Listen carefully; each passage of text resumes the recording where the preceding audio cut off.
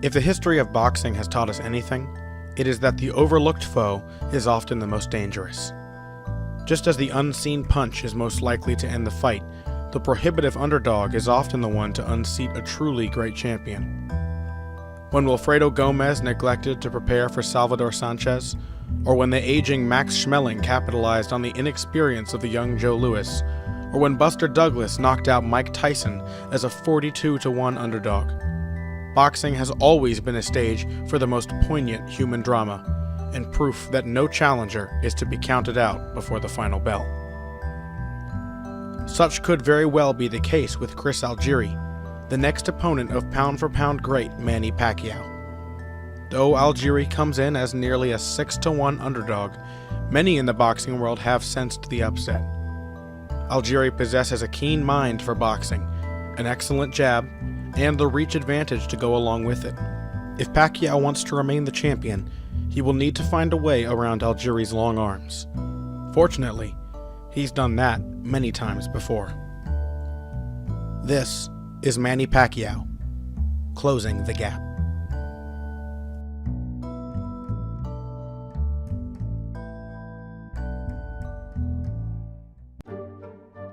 When fans think of Manny Pacquiao, they often think of the wild brawler who shocked super bantamweight champ Lelo Ledwaba in 2001 with a mixture of speed, power, and raw, unbridled aggression. But the fact is, that Pacquiao doesn't exist anymore. The change came against Mexican legend Erik Morales, who cleverly outboxed and outfought Pacquiao over 12 rounds in 2005. Morales was the first fighter to teach Pacquiao that youth and athleticism alone weren't enough to beat his potent combination of will and skill. So when Pacquiao rematched Morales in 2006, he fought a much more disciplined fight and beat him. Then, later that year, he did it even better. The traditional wisdom is that shorter fighters must be aggressive to beat taller, longer ones. The idea is to negate the bigger man's reach by getting inside the range of his extended arms, where shorter limbs are more effective. However, Freddie Roach's refined Manny Pacquiao usually takes a different approach.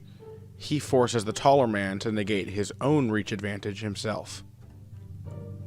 While Morales isn't actually longer limbed than Pacquiao, his jab and long straight right were the keys to his victory in their first bout. Pacquiao began the third fight by floating around Morales, well outside of effective striking range. In this way, Pacquiao goaded Morales into reaching for him, after which the Filipino knockout artist quickly set the tone for the rest of the fight.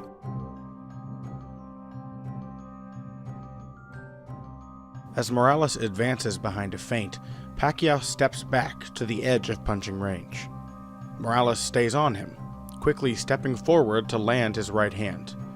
As he throws it, however, Pacquiao takes another small step backward and pulls himself just out of the way of the punch, leaving Morales badly overextended, note that his right foot is actually off the ground at this point, and exposed to a counter.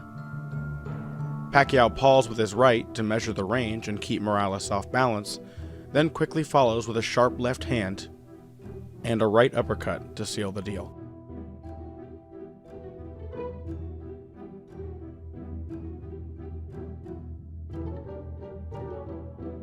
For the rest of the fight, Pacquiao picked Morales apart, not from long range, but using traps at long range to create the middle distance he prefers. And when Pacquiao senses that his opponent is ready to go, he is one of the most fearsome finishers in the fight game. In other words, once you give him his preferred range, it becomes very difficult to take it away from him. One opponent who did have a significant reach advantage over Pacquiao was Oscar de la Hoya. Though Pacquiao ended up easily dominating the fight, many at the time predicted that the Golden Boy would simply be too tall, too long, and too big for the surging Filipino. From the early stages of the bout, De La Hoya looked to utilize his jab to keep Pacquiao at range, but he quickly discovered that Manny was prepared for precisely that. Observe.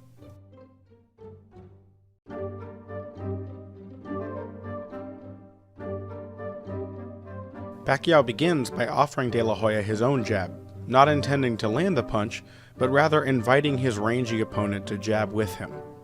When De La Hoya concedes, Pacquiao is ready with one of his favorite punches, the soft left hand. His head travels to the outside of De La Hoya's jab.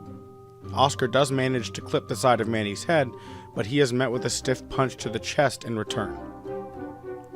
His next attempt misses entirely, and is met with an even more punishing straight left to the face.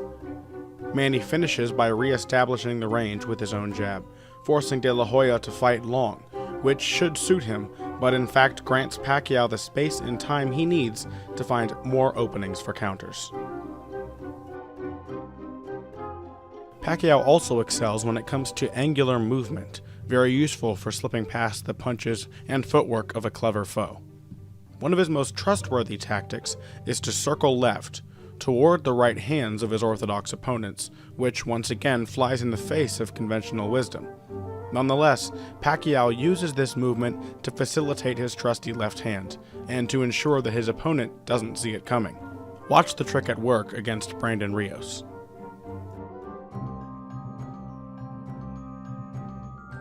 First, Pacquiao steps deliberately back and to the left, inviting Rios to move forward and cut him off. His goal is to time Rios' movement and counter it with his left hand. Here, Rios and Pacquiao are positioned neutrally, the toes of their lead feet pointed directly at one another. Pacquiao once again moves to his left, keeping a close eye on Rios. When Rios moves to stay with Pacquiao, he anticipates further movement and ends up stepping too far to his own right, giving Manny's lead foot an easy path past his own. This creates the coveted outside angle, from which the southpaw lands a pair of left hands.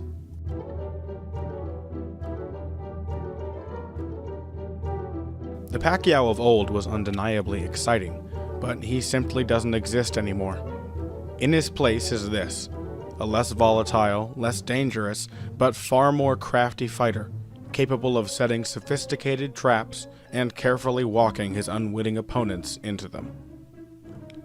Chris Algieri has the length, the youth, and the undefeated record, but just like Pacquiao himself in that first bout with Morales, he may soon find out that he's not yet ready for an all-time great.